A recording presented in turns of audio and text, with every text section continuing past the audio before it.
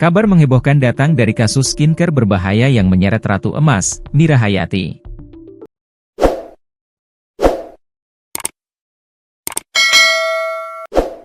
Beredar kabar Mira Hayati telah bebas dari penjara.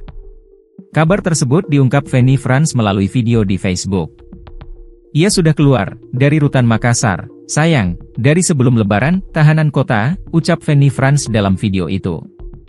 Akun Facebook lain, Nuralam juga mengunggah video Mira Hayati dikabarkan bebas sebelum Lebaran. Alhamdulillah owner Mira Hayati dikabarkan sudah bebas sebelum Lebaran, tulis akun tersebut. Kabar tersebut dibenarkan oleh Humas Rutan Makassar, Nunung. Nunung menjelaskan Mira Hayati kini berstatus tahanan rumah.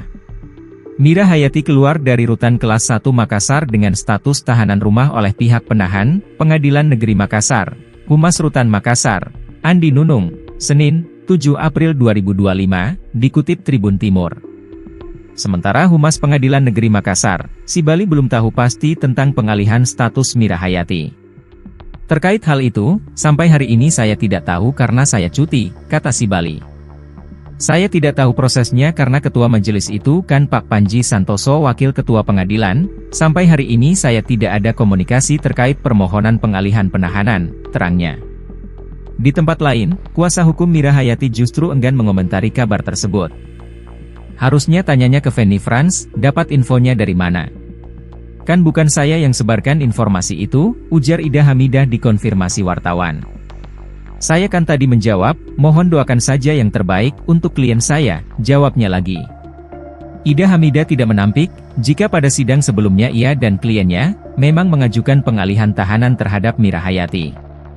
Alasannya, Mira Hayati baru saja melahirkan dan sang buah hati butuh perhatian dari sang ibu. Itu salah satu alasan, karena anaknya masih kecil dan baru selesai melahirkan, jelasnya. Permintaan tersebut diajukan dalam pembacaan dakwaan. Mira Hayati sebelumnya menjalani sidang dakwaan di Pengadilan Negeri Makassar pada Selasa, 11 Maret 2025. Sidang dakwaan digelar di ruang sidang Dr. H. Harifin Atumpa. Sidang perdana atau dakwaan itu, dipimpin oleh Hakim Ketua Majelis Hakim, Moehamad Panji Santoso.